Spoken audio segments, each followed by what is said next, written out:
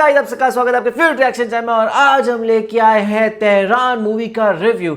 मैं यहाँ वियतनाम में आया हुआ था और मैं सोच रहा था कि भाई क्या किया जाए, क्या थोड़ा खाली बैठे थे, बोर हो रहे थे, तो मैं सोचा कि भाई चलो एक मूवी देख लेते हैं। एंड क्या डिसीजन था वो, बिकॉज तेहरान काफ़ी कमाल की मूवी है। और बेसिकली ये बात है कि इंडिपेंडेंस डे पे आपको इससे अच्छी मूवी देखने को ही नहीं मिल सकती। इसकी जो कहानी है वो 2012 का एक ऐसा साल जिसमें वर्ल्ड न्यूज़ में एक ही चीज़ डिस्कस हो रही थी कि भाई ये जो मिस्टीरियस अटैक्स हो रहे हैं इजरायली डिप्लोमेट्स पे, वो कौन कर रहा है, कहाँ से हो रहे हैं और किस तरीके से हो रहे हैं। और हम सब यही सोच रहे थे कि भाई इसमें इंडिया का क्या रोल है। और तेहरान जो मूवी है ना, वो इसी पजल का एक सीक्रेट पीस खोल देता है।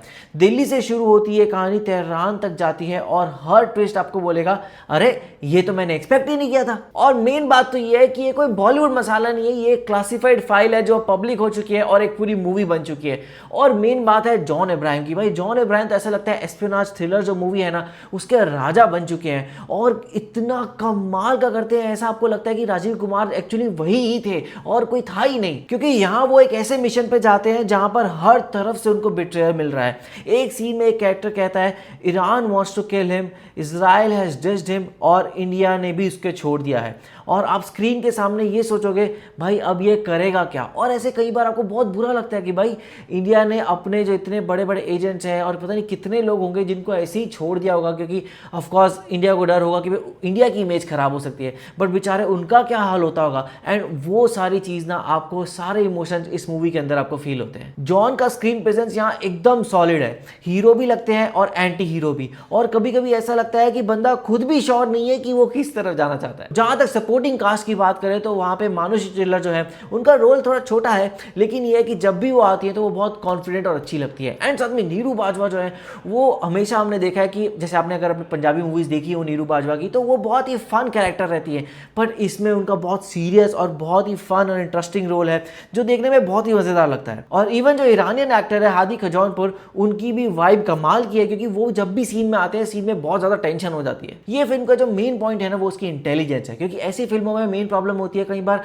कि बहुत ज्यादा एक्शन हो जाता है और आपको लगता है कि बस एक्शन पे एक्शन चलता जा रहा है, पर ऐसा नहीं है। और इमोशन को भी बहुत कमाल तरीके से खेलते हैं एंड साथ में फिर एक्शन तो है ही। ये वो वाली स्पाई मूवी है जहां को एक एक डायलॉग ध्यान से सुनना पड़ता है, वरना कहानी हाथ से निकल जाती है। और बेस्ट पार्ट, कोलैटरल डैमेज का ऑप्शन यहाँ एग्जिस्ट ही नहीं करता है।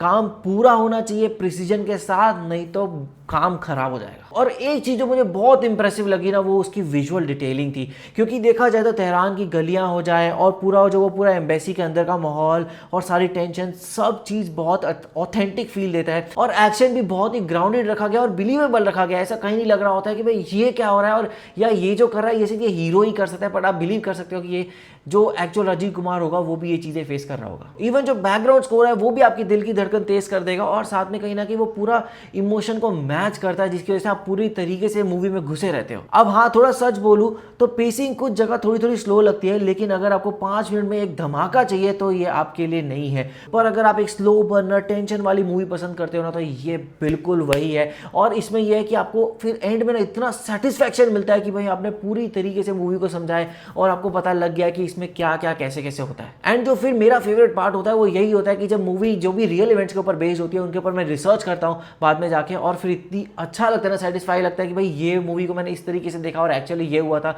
तो वो आप जब करोगे ना आपको बहुत मजा आएगा। तो मेरी फाइनल वर्डिक्ट तो यही है कि भाई तेहरान एक ऐसी स्पाई थ्रिलर है जो दिखाती है कि भाई देशभक्ति सिर्फ स्लोगन से नहीं होती है, कभी कभी वो साइलेंट रूम, सीक्रेट कोड्स और रिस्की मिशन में भी होती है।